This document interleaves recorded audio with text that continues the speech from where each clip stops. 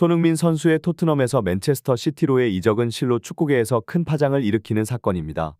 토트넘은 유럽 축구의 중심 무대인 챔피언스 리그 진출을 목표로 혈전을 벌이고 있었지만 핵심 선수인 손흥민의 이탈로 인해 큰 충격을 받았을 것입니다. 손흥민 선수는 팀을 위해 재계약을 미루며 온 힘을 다해왔으나 팀 내부의 문제와 동료들의 실수가 연속되자 결국 맨시티로의 이적을 결심한 것으로 보입니다. 이번 이적은 맨시티의 구단주 만수르의 전략적인 움직임에서도 엿볼 수 있습니다. 손흥민의 자유 이적 의사가 공식적으로 밝혀진 직후 만수르는 이 기회를 놓치지 않고 적극적으로 손흥민을 영입하기 위해 노력했습니다. 이는 손흥민이 그만큼 세계 축구 무대에서 높은 평가를 받고 있으며 그의 영입이 맨시티에게 얼마나 중요한 전력 보강이 될지를 반영합니다. 손흥민 선수의 이적은 토트넘에게는 큰 손실이지만 맨시티에게는 전술적 다양성과 공격력 강화를 가져다 줄 것으로 기대됩니다. 이적 과정에서 손흥민의 결정을 둘러싼 다양한 요인들, 팀 내부 문제, 동료들과의 불화, 그리고 더 큰 도전을 위한 개인적 욕구 등이 그의 선택에 큰 영향을 미쳤을 것입니다. 손흥민 선수의 맨체스터 시티 이적은 그가 자유 이적 선언을 하기 전부터 맨시티 구단주 만수르와 펩 과르디올라 감독의 관심 아래 진행된 것처럼 보입니다. 만수르 구단주가 이렇게 오랜 기간 동안 손흥민 선수를 주시하고 있었다는 사실은 그의 영입이 단순한 계약을 넘어서 구단의 장기적 전략과 밀접하게 연관되어 있음을 시사합니다. 만수르 구단주와 과르디올라 감독이 직접 손흥민 선수와 계약하기에 앞서 진행한 주간 회의에서 손흥민이 맨시티에 합류할 경우를 상정한 논의들은 이적에 대한 그들의 전략적 접근과 세심한 계획을 드러내고 있습니다. 이적이 순조롭게 진행되었다는 것은 두 사람의 통찰력과 전략이 효과적으로 작동했음을 의미합니다. 또한 손흥민 선수가 자유 이적을 선언한 시점은 매우 계산된 선택이었을 가능성이 높습니다. 여름 이적 시장 개막 전 자유 이적 선언을 함으로써 이적 협의에 있어 더욱 유리한 조건을 협상할 수 있는 환경이 조성되었습니다. 이는 손흥민 선수가 자신의 경력과 미래에 대해 명확한 비전을 가지고 있으며 그의 에이전트와 맨시티가 이를 적극적으로 지원했다는 점에서 볼 때 효율적인 협상 전략의 일환이었음을 알 수 있습니다. 맨체스터 시티의 전략적 이적 계획이 확연히 드러나면서 펩 과르디올라 감독과 구단주 만수르의 의지가 얼마나 강력한지를 알 수 있습니다. 손흥민 선수의 이적에 있어서 자본의 문제가 걸림돌이 되지 않은 것은 만수르 구단주의 강력한 자본력과 그의 프로젝트에 대한 확고한 신념이 반영된 결과입니다.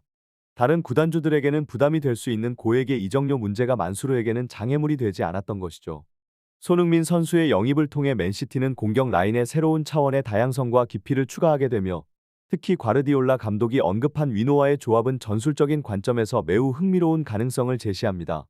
이는 과르디올라 감독의 전술적 유연성을 더욱 강화할 것이며 맨시티의 공격 전략을 한층 더 다채롭고 예측 불가능하게 만들어줄 것입니다. 이와 함께 과르디올라 감독이 언급한 바와 같이 이번 여름 이적 시장에서 맨시티의 주된 목표는 손흥민 선수였기 때문에 다른 이적 대상에 비해 상대적으로 중요도가 낮았던 것으로 보입니다. 손흥민 선수가 이미 자유 이적 상태에서 협의가 진행되었기 때문에 복잡한 협상 과정이나 추가 조율이 필요 없었던 점도 맨시티에게 유리하게 작용했습니다. 손흥민 선수의 맨체스터 시티 이적은 단순한 선수 영입을 넘어서 구단 전략의 중심축을 재정립하는 중요한 이벤트로 자리 잡고 있습니다. 펩 과르디올라 감독의 전술 아래에서 손흥민의 역할은 기존의 홀란드가 맡고 있던 위치와는 다소 차별화될 것으로 보입니다. 과르디올라 감독의 전략은 복잡한 패스워크와 빠른 공간 침투를 중시하는데 손흥민의 라인 브레이킹 드리블 능력은 이러한 전술에 완벽하게 부합합니다. 손흥민이 갖고 있는 빠른 발과 뛰어난 위치 선정 능력은 데 브라이너의 창의적인 패스와 결합될 때 맨시티의 공격 라인을 더욱 위협적으로 만들 것입니다. 특히 홀란드의 경우 그의 플레이 스타일이 탁인맨에 가까워 과르디올라의 세밀한 공격 전략과는 다소 거리가 있는 측면이 있었습니다. 반면 손흥민은 공간 침투와 드리블을 통해 빠르게 수비 라인을 무너뜨리는 능력이 탁월하며 이는 맨시티의 전술적 유연성을 한층 강화할 수 있는 요소입니다. 손흥민의 이적 의지가 맨시티를 선택한 결정적인 이유 중 하나로 그의 개인적인 경력 목표와 맨시티가 추구하는 축구 철학이 일치하기 때문이라고 볼 수 있습니다. 손흥민은 맨시티의 야심찬 목표, 즉 지속적인 리그 우승 및 챔피언스 리그 정복에 기여할 주요 인물로 기대되고 있습니다. BBC가 언급한 대로 손흥민의 합류가 맨시티의 리그 우승 가능성과 챔피언스 리그 우승 가능성을 각각 90%로 평가한 것은 이러한 전략적 결합의 효과를 뚜렷이 보여줍니다. 손흥민과 케빈 더 브라이너가 한 팀에서 함께 뛰게 될 가능성이 현실화되면서 축구계는 이 조합이 가져올 파괴적인 공격력에 큰 기대를 걸고 있습니다. AI 분석에 따르면 손흥민이 득점왕 타이틀을, 더 브라이너가 도움왕 타이틀을 동시에 거머쥘 확률이 95% 이상이라는 것은 이 두 선수가 프리미어 리그에서 어떤 역사적인 활약을 펼칠 수 있는지를 보여주는 지표입니다.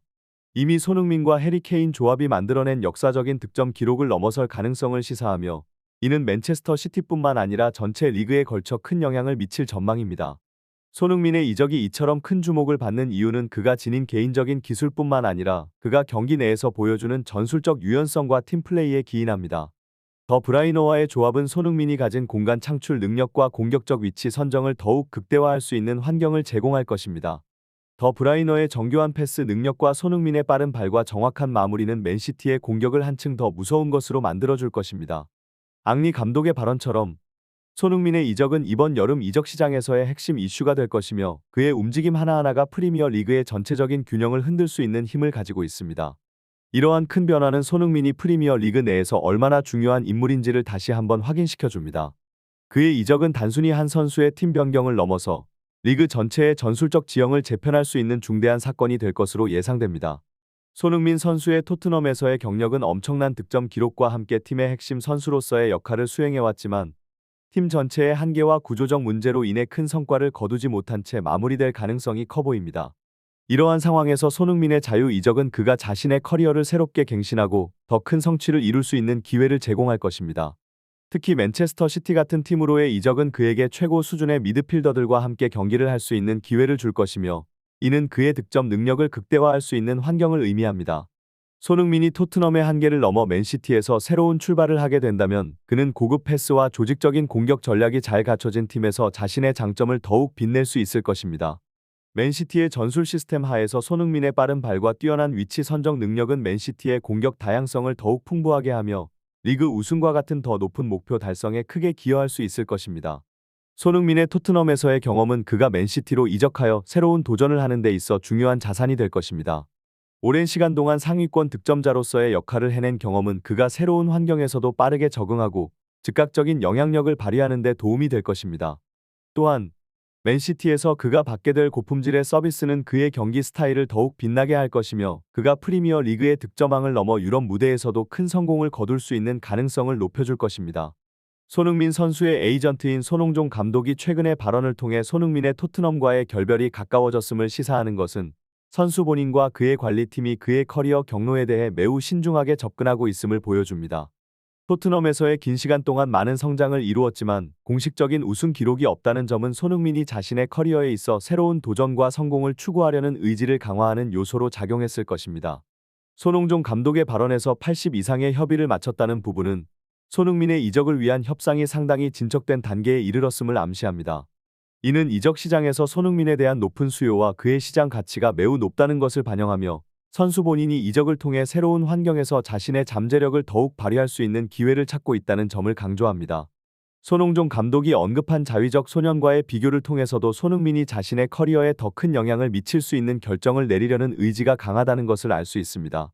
이는 손흥민이 현재의 위치에서 만족하지 않고 더 높은 성취와 발전을 위해 새로운 도전을 선택하려는 그의 성향을 드러냅니다.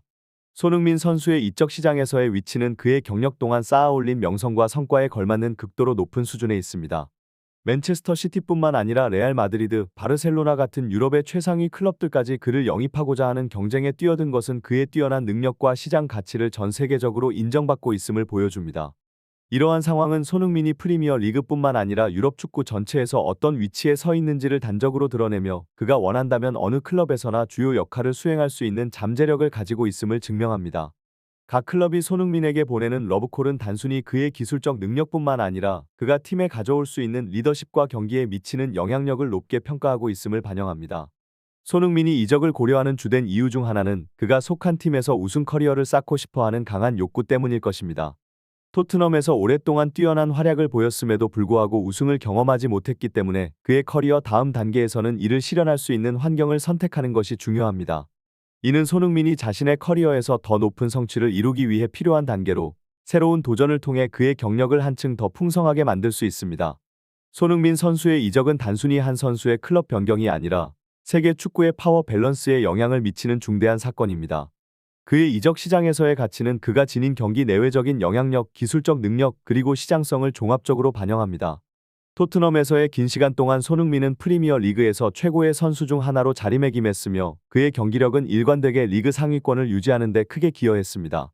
하지만 팀의 한계로 인해 우승을 경험하지 못했던 그에게 맨체스터 시티와 같은 팀은 그가 꿈꾸던 트로피를 실현할 수 있는 최적의 환경을 제공할 것입니다.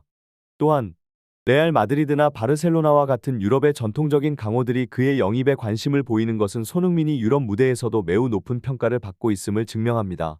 이러한 클럽들은 각각의 리그에서 지속적으로 상위 성적을 기록하고 있으며 유럽 챔피언스 리그에서도 강력한 경쟁력을 가지고 있습니다. 손흥민이 이런 팀의 일원이 된다면 그의 경력에 있어 또 다른 차원의 성공을 경험할 수 있는 기회가 될 것입니다. 손흥민의 이적이 결정될 때 그의 영향력은 단순히 새로운 클럽에만 국한되지 않을 것입니다. 그의 플레이 스타일과 경기에 미치는 영향은 팀 전체의 전략과 전술에 큰 변화를 가져올 수 있으며 새로운 리그에서의 적응 과정 또한 많은 주목을 받을 것입니다.